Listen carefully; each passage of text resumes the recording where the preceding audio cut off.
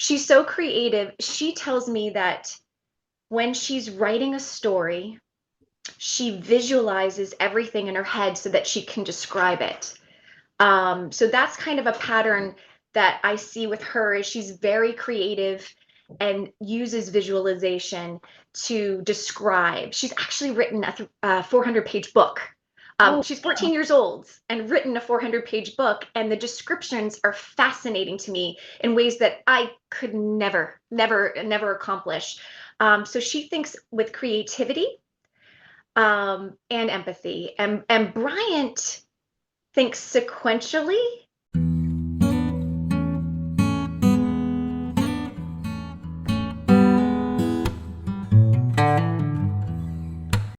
Hi, Elizabeth. Welcome to our show. Welcome to the NBN podcast. Thank you so much. I'm so excited to be here and be a part of this. Yeah, I'm going to call you Izzy. Do you mind? That's 'Cause Nope, not at all. we've known each other for over a year, and we're friends, and I would love to address you that way. It comes naturally to me. Absolutely. So, Izzy, you're such a dynamic woman. You are a nurse. You are a mother of two neurodiverse kids. You are a book author. You do so much. So let's start from right when your medical part, be you being a nurse. So how during your practice did you ever come across this term neurodiversity? I actually didn't when I was a nurse. Very interestingly enough, I participated in cardiac recovery room. I did diabetes research for years. I even was a childbirth educator for a certain period of time. So I actually didn't come across the term neurodiversity until I started doing research about my own kids and learning about their different conditions that impact them. Mm-hmm. Sure. So how would you describe or how did you come across the first time across this term neurodiversity? When did it encounter you? Yeah, so as my children were getting older, we were noticing different things, and both my kids flap their arms when they get excited to regulate their body. We actually never thought anything of it because I grew up doing the same thing. So we actually thought it was a gift. Like, wow, we can see physically when our kids are just so excited. Yeah. In fact, like we wore shirts to Disney World when we brought our kids there that says we get flappy when we get happy, just because we always embraced it and we're just so excited about it. It wasn't until Lily went to kindergarten that we're like, oh, this is just us that do this. um, she was in a kindergarten class and they had to celebrate. There was a project called Special Me. They had to celebrate their uniqueness and what made them different from everybody else. And, one of my mantras is what makes you different, makes you unique, and makes you special, and makes you you. Yeah. And so we actually went through her project and ended up writing a poem about how she flaps when she gets excited. And that ended up being her Special Me project. And that made us think, okay, well, wait a minute. Not everybody does this. And then my son, when he was 2 years old, he had some speech delays, was evaluated for early childhood intervention. We found out that he was behind in those milestones you need to meet in fine and gross motor. He had trouble picking up things using his hands. And we were treated at that point in time for articulation of speech, how he announced things. He really had a hard time moving his tongue in his mouth. And then when he was 3 years old, he had to go to private speech therapy where he was diagnosed or he was given and treated for global apraxia. Soon after that, we noticed that there were some issues with focus, following sequential directions, and we were sent to an occupational therapist who was treating Bryant for global dyspraxia. And that's when I really started doing the research and trying to figure out what these conditions meant and how they can impact my kids. And that's when that neurodiversity, whole concept came into our lives. So let's talk about a little bit of this experience when you got to know about your kids. your Bryant getting diagnosed. So from a parent's perspective, how was your feeling towards it? It might be different because you're a nurse and you might have perceived it differently. So describe your perception and also your family's perception around it. Yeah, it was overwhelming at first, even as a nurse. And sometimes what I've realized in my career and in my life, it's very different from putting on your facade of, yep, this is my nurse face, I can deal with everything, and then this is my child. Totally different concept for me. And so it was difficult. I actually came home after Bryant's first appointment with speech pathology. And when the speech pathologist, her name was Deborah Gadd at the time, she ended up being our absolute guide in this journey of neurodiversity. She actually told me, well, I'm going to help you. And I was so thankful. And she said, I'm going to help your son, but he's likely going to be in speech therapy until he's in fourth grade. Now, Bryant was 3 years old at the time. And so that was overwhelming to me because I was like, oh, okay, this is more than articulation of speech. There's more going on. And so that's when, at first I was like, okay. And you almost go through, and I hate to say it this way, but almost like the stages of grieving. It's kind of shock at first, Yeah. and then you try to learn as much as you can, and you go through those different stages. I came home that day and told my husband, and he kind of passe said, he's going to be fine. He'll go through speech therapy for the next year and he'll be fine. And it's all going to work out. No problem whatsoever. And Bryant actually is in fifth grade right now, and he is still going through speech therapy at times. So it was a bit of an adjustment and a bit of a shock at first, but we navigated and found our way, particularly through the years.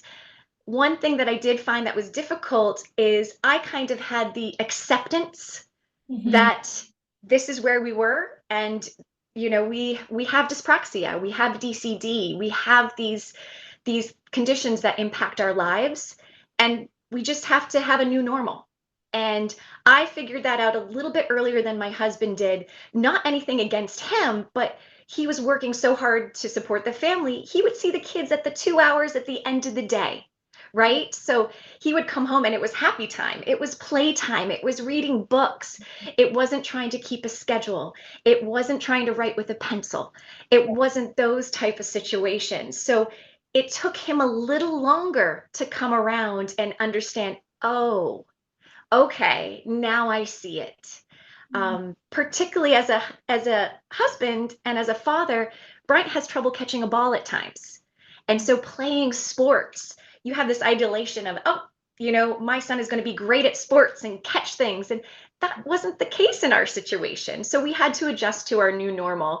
And I'm very glad that we are all on the same page and in a supportive environment for our kids right now. Yeah, you've been very positive, I think, with accepting that and embracing it. Mm. So, Yeah. did you feel any stigma around it? Did you feel the changes in people's perception or their interactions with you or your family? Absolutely. And you just got to figure out how to navigate it, basically. There was a situation, and there's many situations. Bryant does vocalizations and daydreams when he flaps his arms and get excited. And he can do it at dinner time. He can do it at a restaurant. One time I was getting a blood draw in a waiting room, and he was in the middle of the waiting room, flapping his arms, regulating, and making these noises. He actually calls them exploding aliens or alien battle, like where he goes, and he goes around in a circle, and he's happy and fine, and he's just regulating his system. And usually, what I do, and what I did in this case in this little waiting room, was I said, Bryant, you look so excited. What are you daydreaming about? Because people were looking at us, people were staring at us like, what's going on over here? And it was more not for him, it was more for the people around us to say, this is normal for us, like, and I'm okay with it. Yeah, I was So just going to say there was a wonderful narration, a wonderful way to put it out there for people to know. Like, he's trying he's regulating himself, and this is normal for us. And we don't have to, have any sort of different reactions around it. right. Yeah, it's just really important because I don't want him to be self-conscious. Yes. I want him to be able to be who he is and actually do what his body needs him to do, to regulate. Yes, and that's a very important part. And that's why we are doing this podcast, to inspire people, to make parents aware, especially because parents in particular feel that guilt in themselves, and Yeah. they also have a hard time. They struggle a lot to accept, first of all, and then, to embrace it and to support it, and advocate for the needs of your child, and portray it as, it's normal. Mhm. And it is normal. I mean, everybody thinks in a different pattern, everybody thinks different ways. So let's, I received question from viewers, and there was this question about, oh, definitely ask her about what are the different patterns or differences in thinking patterns have you noticed with both of your kids versus others? Yeah, that's a great question. As far as Lily, she thinks with a creative mind, Mhm. and she she impresses me so much. She's so creative. She tells me that when she's writing a story, she visualizes everything in her head so that she can describe it. So that's kind of a pattern that I see with her, is she's very creative and uses visualization to describe. She's actually written a 400-page book.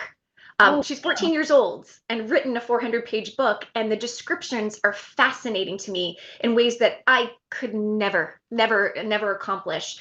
So she thinks with creativity, and empathy. And Bryant thinks sequentially. Now that we've practiced and had occupational therapy, he thinks logically. He's a very logical thinker, but needs routine to stay with his systematic schedule and to decrease his level of anxiety and different things. Mathematical wise, he loves numbers and he can do amazing things with numbers, whereas Lily's not so much a number person. So I feel she's more of a visual thinker. Oh, She yes. uses a lot of visual imagery techniques. Mm-hmm. Does she have, I bet she has a great visual memory as well. Like she would go into a room, she would capture, everything visually and remember that. 100%. No, you've captured her completely. She is a visual person and can describe things in ways that amaze me. I think of her as a gifted author, right? She picks up nuances that the average person might actually not see and not even consider. Um, the thoughts, feelings, and even senses emotion, which is amazing at her age. And right around that point, it reminds me about, like, I have watched this show on Netflix. I can't remember the name right now, but it's about a neurodiverse person who is a detective. So he has this great gift of, this visual memory. So he would capture everything in the room, which, normally investigators would miss out on certain cues, and, how he could sense emotions, he could connect them all together, and Mhm. he could crack those impossible cases. And he, like, overnight he becomes so famous and he becomes this expert detective, and this resonates me so much with his character. So what's the book she's written? I would definitely love to see it one day. We've got to get it published. But she writes about fantasy. So she's come up. It's the title is Society of Masks, and it's fascinating. And I'm just incredibly proud of her and impressed with what she does. And I try to encourage her in doing what she loves, because I said, the average 14-year-old hasn't sat down and written a book. So if this is what you love and you're really good at it, go for it. Do what you love and what you're comfortable with. That's fabulous. That's fabulous. So about her book, Mhm. so she has this interest in writing books, and I think it comes from her mom, maybe. So let's go to what signaled it, what clicked in your mind to now, okay, let me, I want to become an author, I want to write books. How did that start? Well, she's my muse. My kids are my muse. When she entered her kindergarten year, she was assigned a project called Special Me. Talked about it a little bit before earlier. Mhm. And each student was assigned a week throughout the year that was dedicated just to them. They decorate a poster. They could bring in their favorite foods, their favorite loveys, stuffies. They could even bring in their favorite people. And Oh, so it was a big deal. It was a big deal. And Lily was given the week of February 8th. So February 8th. It was September. So we had plenty of time to think about what we were going to do for her Special Me project. And as the weeks were going on, her fellow classmates were doing their projects and presenting their projects and sharing them. And Lily would come home and say, Mom, Wyatt brought in munchkins. I want to bring in munchkins. And, so and so brought in a firefighter. I want to do that. And it was after several weeks of her coming home when I said, I think it's great that you want to do everything like everybody else. It's a compliment, really, to your fellow students. But I happen to believe it's what makes a person different from everybody else that makes them special. And we tried to think about it. We compared her to her classmates. And we realized the one thing that she does that no one else does is she flaps her arms to regulate her body. And so we wanted to celebrate that because there were times where she would be teased in the classroom for it. So we thought if we normalized it and said, this is it, and we celebrate it, that it would be a better situation for her. So we actually published the book. It was my husband that encouraged me to publish the book. He said it had a really good moral. And Lily, of course, was super excited to become a cartoon character. And What Makes Me Special was born. So that's how the first book was developed. yeah, and I've seen that book. It's lovely. The way it is depicted, the story behind it. It's a very useful book, to for people, especially for those who have this perception that stimming is abnormal. Mm-hmm. Stimming is not an appropriate behavior. And from my perspective, I feel like if it is used for self-regulation, if it's not hampering anybody, it's not causing any harm, and it's just a way of expression, it's a way of them expressing and self-regulating. I don't think it's something that needs intervention. I feel it's something that definitely to be appreciated in a way, like the person is trying to express. Mm-hmm. When kids, they with neurodiversity, it's a fact that they struggle with social relations, so this is actually a way of them trying to be social. Mm-hmm. I uh, agree.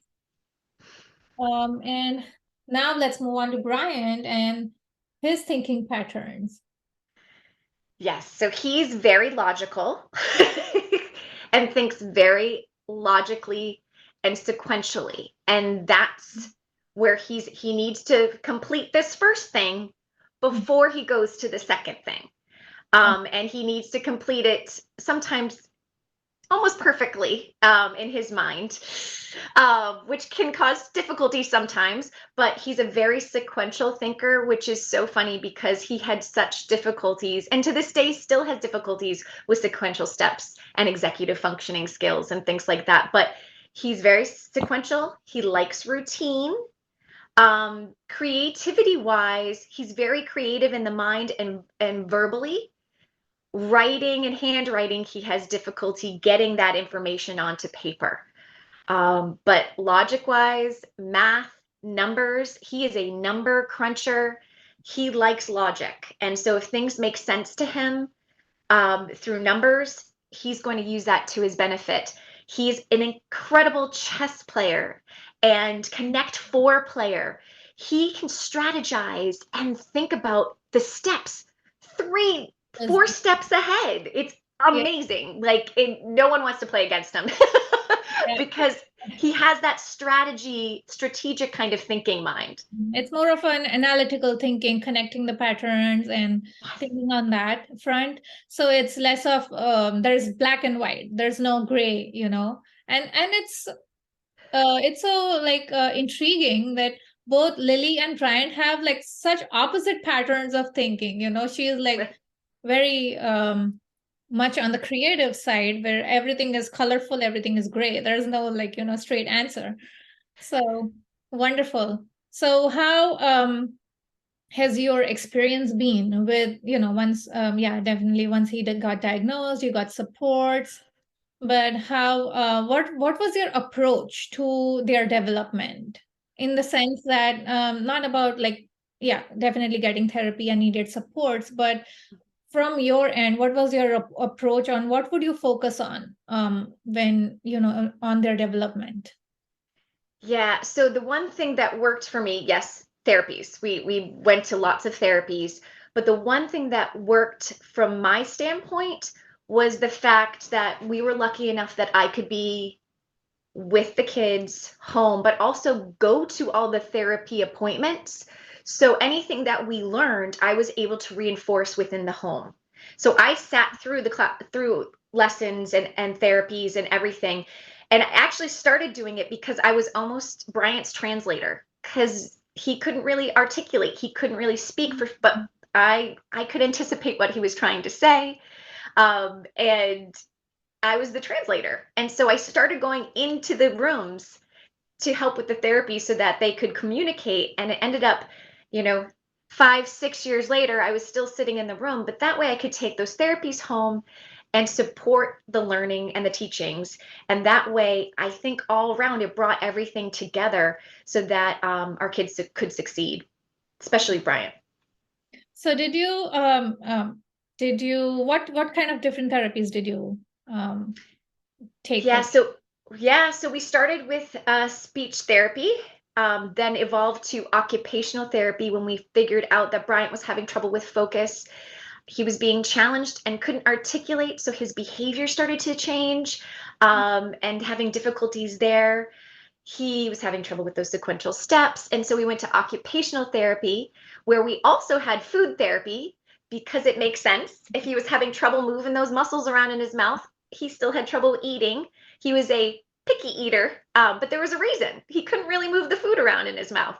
Mhm. And so we did that for several years. We also did some music therapy because he's been diagnosed with central auditory processing disorder. We play Simon every morning, the game with the lights and the sounds. We play Mad Gab, trying to like get those different sequentials and sounds down.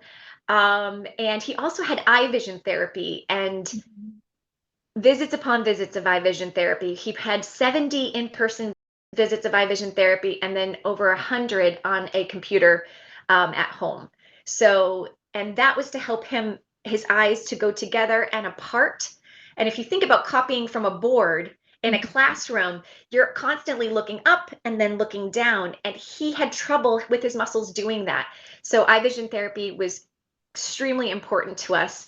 And now he loves to read, which is amazing. Yeah. So it was more of working on the oculomotor muscles. And when you mentioned the part about him copying from the board, it's also, a part of visual perception. I was like, Yes. oh, this falls under occupational therapy. Yeah, definitely. That's where, because when in schools, or even when parents try to figure out, oh, he's having a difficulty in copying from the board, they mostly get their eyes tested and there's no refractive error. But where is it? The problem is in the connection, or making sense of what they're seeing, what they're perceiving with their eyes, and what meaning they're giving it to, and that information to express. So Yes. Yep. that's He's the he process. he he has trouble also on the page, just like you're talking about awareness. If he's writing on a page, he needs lines to help guide him to write across the page. Because otherwise, if you think about it, he has trouble knowing where he is in space and time. Of course, it would be the same on a piece of paper. He has trouble knowing where to start. Right.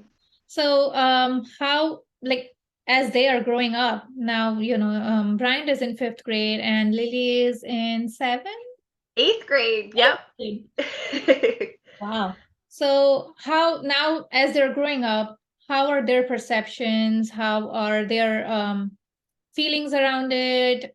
When they came to some realization that, oh, they have some strengths which are, much better than others. They have some weaknesses. So their thinking patterns are definitely different. They think out of the box. So how are their perceptions around it? It's definitely been an evolution. So, we were loud and proud at first, when we're younger.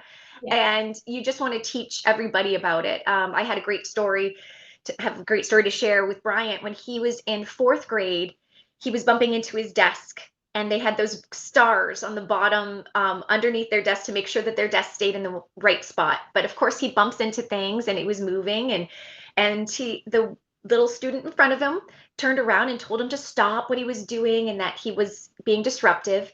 And he very plainly said, "I'm so sorry. I'm not doing this on purpose.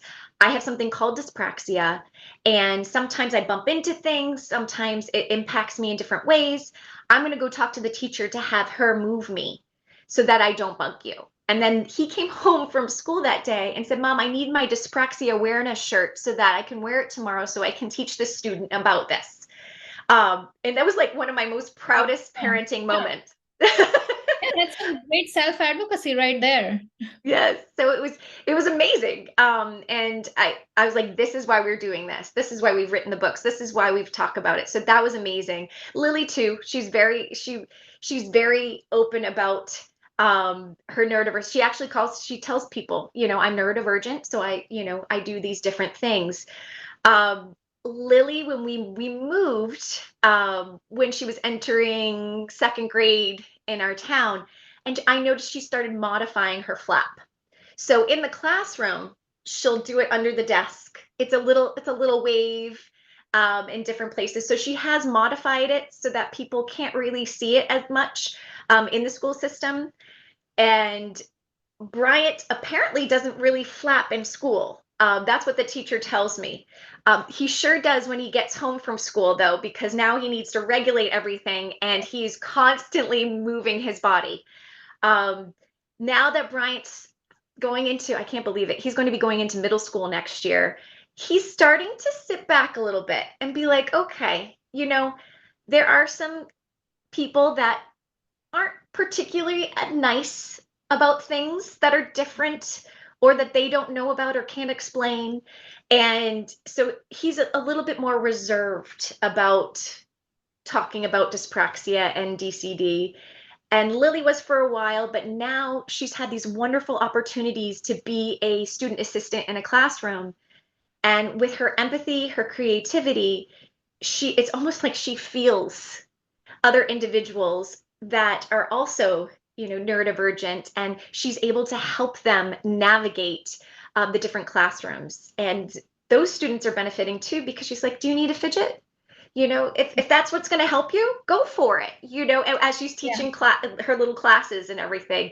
And she saw students one day sitting under a desk, and she was like, "Do you feel better under there?" And they said, "Yeah." She goes, "Okay, you're not disrupting anybody. You're doing your work. Stay underneath the desk." She has a bed tent in her bedroom because it's a small space, and it helps relax her before she goes to bed. So she's just taking all her coping mechanisms and applying them to help other kids. Yeah, way to be a leader. Yes. And I think a lot of people need to hear this and understand that, if they're not just being disruptive and they're just trying to self-regulate, it's okay for them to do certain sort of behaviors in a way like go to a safe space or, fidget or stim, which as they're being discreet. I mean, she's trying to be discreet. She's flapping on her desk. So, and she's self-aware by herself. So definitely way to be a leader. Very proud of her. Very proud of both of them. So Izzy, and then your second book, My Buddy Bryant. Tell me a little bit about that book. Yes. So when you have two kids and you've written a children's book about one, the other one asks you periodically, "When's my book going to come out?" And so I actually was inspired, and that's what happens. I'm inspired to write a poem. I've always written poetry throughout my life when I'm trying to describe something or going through something. So I was inspired and wrote a poem about Bryant and his best friend because they have this really unique bond. They support one another, and whether Carson knew it or not, at a young age, he would hold Bryant's hand. So if Bryant didn't know where he was in space and time, Carson would just hold it just kind of say, I'm right here, you're right here, we're standing up straight. So it was a very unique experience and bond and to watch them. So I wanted to talk about dyspraxia because there's very limited information about dyspraxia, particularly in the United States. And to think that it could impact, 5 to 6% of children, and then it's a lifelong disorder. There are so many people that are impacted by this, and more awareness needs to be brought out. So we talk about in the book the different things that Bryant's experienced. Speech, he had trouble with speech, he had trouble with coordination, and we changed it and flipped the narrative and basically said, it's important that you accept other people for who they are, because if you don't, you might miss out on a friend. So that was the important message that we wanted to talk about through Bryant's book. And it's kind of cool because it's narrated by his best friend who stands behind him and supports him always. Oh, sweet. And I feel it's so helpful for teachers to use, especially teachers in general education, to use in the classrooms to create that awareness about neurodiversity and foster friendships. Yes. Yes, because it's hard. Socially, it can be difficult at times. And some kids, if they don't really understand what's happening or how you're behaving, it can be intimidating or misinterpreted. So this way, we're just kind of putting it all out there. This is who I am, and it's been really, really rewarding to actually share that book with classrooms and with teachers. So it's been really fun. And profits go to help support dyspraxia awareness. Yeah, and I also read you also do like author reading with the book in schools. Yes, What is that? yes. Is it like local, or do you even do it in other states in the Well, I US? started off local, and then COVID hit, and so virtual readings came to be. So I have done virtual readings, and so I'm available to anybody, any classroom that wants to do a reading. I'm available. I only ask that my books, be available for anybody who would like to purchase them, and it's because all my profits go to charities. So it really helps support the charities. It brings awareness. And during my readings, we talk about, why I wrote the books, how I wrote the books. We talk about the illustrations and then talk about paying it forward in charities and just acceptance and awareness. Yeah, and you have done a lot for the community, for parents to support them. So tell us a little bit about your High Hopes Foundation. Yes, so Lily's book, The Profits and Proceeds Go to the High Hopes Foundation of New Hampshire. It's a local children's charity that grants life-enhancing experiences to New Hampshire children. So if there was an instance where a person needed help with getting an automobile that could fit their wheelchair and their family. They had to take two separate cars to the grocery store. And so this foundation helps support, and they actually got a van so their entire family could go to the grocery store together. There's been different situations where we've helped support an individual go to summer camp, equestrian camp, to build up their tone and their body and to help strengthen. So it's a really great, wonderful children's charity, and my kids actually have helped volunteer at different events as well. So it's truly a family affair. And so they definitely tailor to individualized needs Mhm. and pay attention to that. So that's something people can access. Is it like, do they help people anywhere in the US, or is it localized to the state?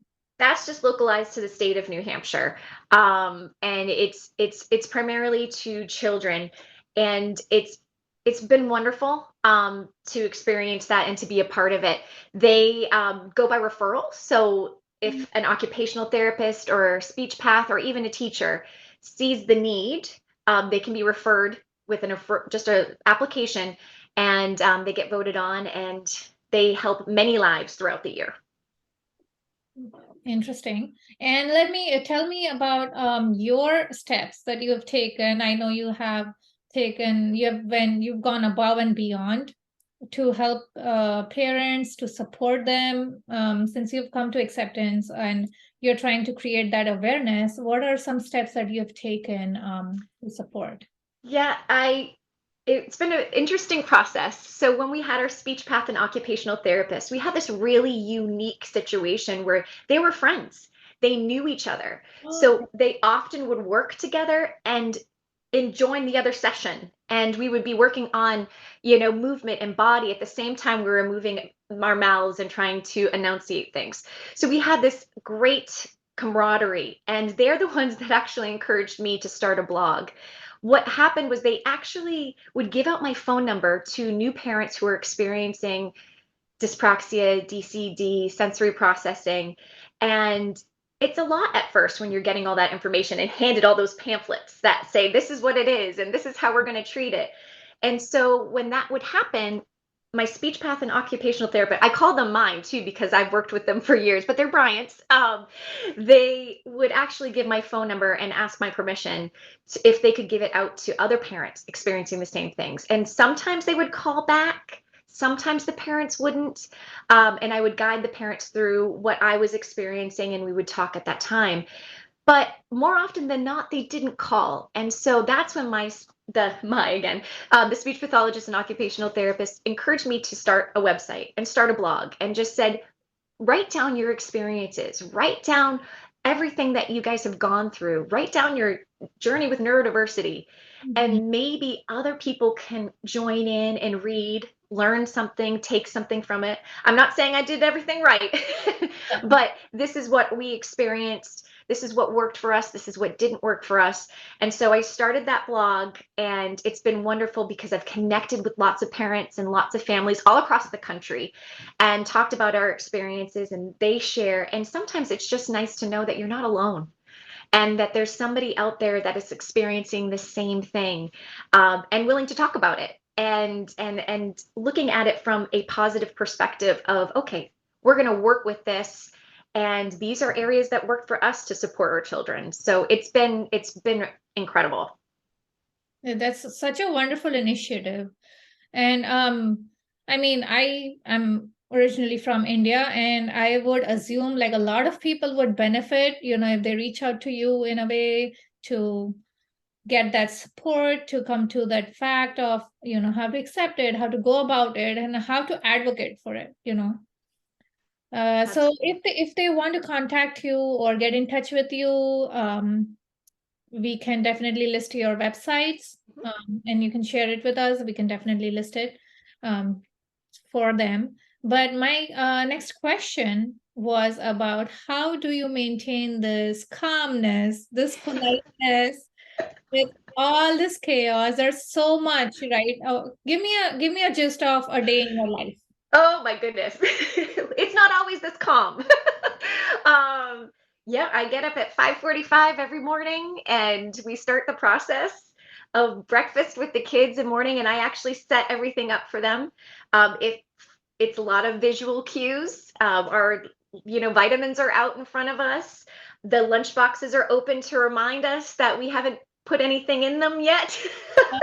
um, and we go through the process. I'm trying to have Bryant and Lily have more independence. They're getting older. Lily's really good at it. Bryant's getting better. And about just thinking about their day and planning for everything that they need. And we have breakfast. We go about our day. Lily gets on the bus at 7 o'clock in the morning. I try to do a workout in between, getting Bryant on the bus at 8 o'clock. And then we go straight into my day where I also volunteer for a nonprofit organization that supports dyspraxia awareness. And so I go straight into meetings usually for them, and call and try to do my own social media and books and organize readings in classrooms and schools. And then the kids come home and we have our extra after school activities. But you know what? I love working out. It helps regulate me. Like I said, it's been amazing the process of learning about my kids because I've learned a lot about myself. I too am sensory. I don't like overhead lights. I actually call them angry lights, because I just don't like the feeling of them. So the more I work out, it's better. And you know what? Every once in a while, I enjoy a good glass of wine too to help calm me down. And I believe everybody needs sensory regulation. It's nothing out of normal or atypical. Everybody, each one of us, we have to regulate at some point in the day. So, but How do you maintain this calmness and politeness to keep you going every single day? It's my kids. It's my kids. I want to make an impact in their lives so that hopefully someday, they can walk into a room and they're accepted fully, 100%. And I always say to my kids, I'm working really hard trying to make the world a better place for you. And I want people to be accepting and kind and just nice. And I want to bring that awareness. And so I'm working really hard, like I said to my kids, to make the world a better place so that their world that they're entering as middle schoolers, teenagers, and adults is kinder and accepting.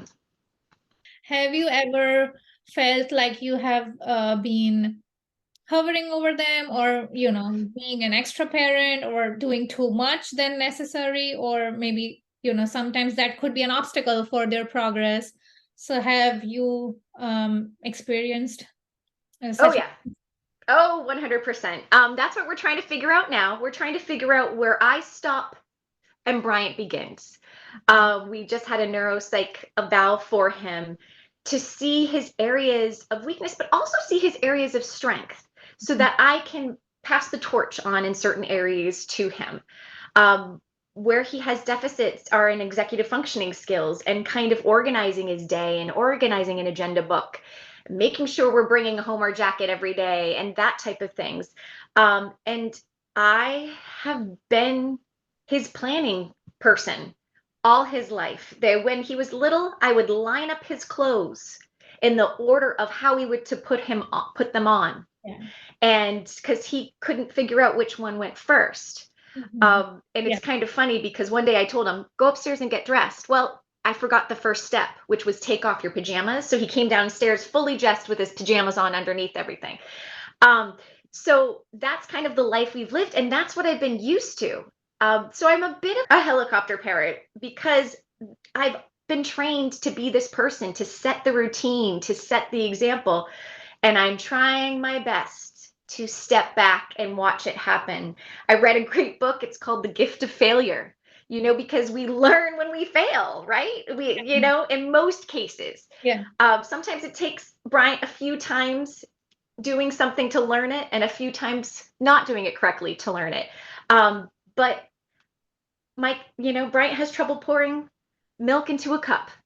A spill is a spill. And I've let a lot of things go, and I'm trying to let him figure it out. And we're actively stopping. He'll say, can you do this for me? And we're actively stopping saying, how would you do it? Yeah. Let's think about this. Because that's what he's going to need as he gets older. And I think that's the way to go. Let him try it by himself. Obviously, even when we started learning, when we were growing up, like riding a bike, we just didn't learn to ride a bike the first time we got on it. So just maybe keeping that in mind. And my intention to ask you this question was to bring this in forefront for parents to realize that you have to let go, and the earlier you do, the better, so that you give your child more time to progress and learn things by themselves. So now that Bryant is in 5th grade, Lily is in 8th, I am telling you they're going to shine. You tell me, do you have that trust now to let go and see their progress and see that they're going to be independent individuals in life? Absolutely. I do. And the one thing that I appreciate from them is they know their areas of strength and they know their areas of weakness. So, like Lily, for example, will say something to me and be like, well, that's not my strong suit. Like they make a joke about it, but they own who they are. Yeah. And so if they have that self-trust in them, it's only fair that I give them that trust in return. Yeah. And then like as a part of their development and as they grow older, things are going to come to them. They're going to realize certain things. They're going to understand themselves better as well. And they're going to start advocating for themselves. You have been a very supportive parent. I think you have done a fantastic job in their upbringing. And you could see it with their self-advocacy, how confident they are and how they're moving forward. So with both of your books now, what are your plans for, are you planning on writing books in future or coming up with new books for educational purposes? Right now, I'm just really focusing on my nonprofit work and trying to help. I'm currently working or volunteering, I should say, for a nonprofit organization called the Spotlight Foundation of Dyspraxia and DCD. So I'm volunteering for them and helping to get volunteers as well and other passionate people that want to celebrate dyspraxia, DCD, and bring awareness. So that's where I'm focusing right now. But who knows? I've had lots of people come up to me and say, "Can you write a book about this? Yeah. Can you bring and shed a light on this?" Because I'd love to bring this to the classroom. I have a girlfriend whose child is diabetic. She's like, "Can we get a book about diabetes?" I have another friend who has a child who's an epileptic, and so she was like, we just need to normalize. We just need Yeah. to accept everybody's differences. And can you make a book about that?" So who knows what the future holds, but I'll keep on my blog for now and our journey. And I will read my books to anybody who wants to hear and about awareness and being kind and acceptance. And so that's where I'm at right now. From your experiences as a parent, working with two kids and, putting in so much effort, doing a fantastic job in their upbringing, what would be some tips or some advice, some of your positives you want to share with parents who are struggling at this point, or who are specifically struggling to accept Mm. and be and embrace their kids for who they are and advocate for them? I would first start by saying learn everything you can about the areas that they're impacted or about their conditions. Because the more you learn, the more you might understand their behavior, why they're doing certain things, why they're acting in a particular way. I'll give a great example. So Bryant has auditory processing difficulties. And so when we're watching TV or a movie, he's that kid that asks questions through the whole movie and the whole TV program. But he's not doing it to be annoying. He's doing it because he's having difficulty processing what he's hearing. And so now we've started putting subtitles on. So we watch all TV shows, all movies with subtitles because it's another way that he can process the information. And it's helped. It's decreased his asking of questions through the TVs and through the different movies. So we've just kind of acclimated and said, okay, this is where you have difficulties. We get that. How can we support it? In different ways. And so that's what I would try to suggest for parents is learn as much as you can and understand that certain behaviors that they have might not be in a negative way. They might not be trying to have a bad behavior. Share some aha moments you were like, oh my God, this shocked me. Like, oh, Brian or Lily. It's really rather funny because one of our aha moments for Bryant is his long-term memory is incredible. If I need to remember something at this point in time, I'm like, Bryant, Bryant, what did I need? Or this, that, and the other thing. His working memory is very short, but his long-term memory is extremely long. So he loves football, Alabama football. He would be the best news broadcaster because he remembers the different plays, the exact shirts, the jerseys they were wearing, the colored jerseys, and the score of the game that happened 5 years ago. So like it's like, oh, okay, like this is you, and that's incredible. Lily with her writing, and there's just been so many moments. Other things, Bryant is so caring and empathetic. I remember he was 3 years old, and I suffered from migraines, and I remember having a migraine, and I just laid down and as a 3-year-old who had trouble moving and manipulating, he covered me up, put a pillow under my head, and it was like he instinctively knew what to do. There have been so many moments where you're like, oh, Yeah. this is who you are as a person, and it's because of your neurodiversity. It's because you're neurodivergent that you Mhm. have all these amazing qualities. Mhm.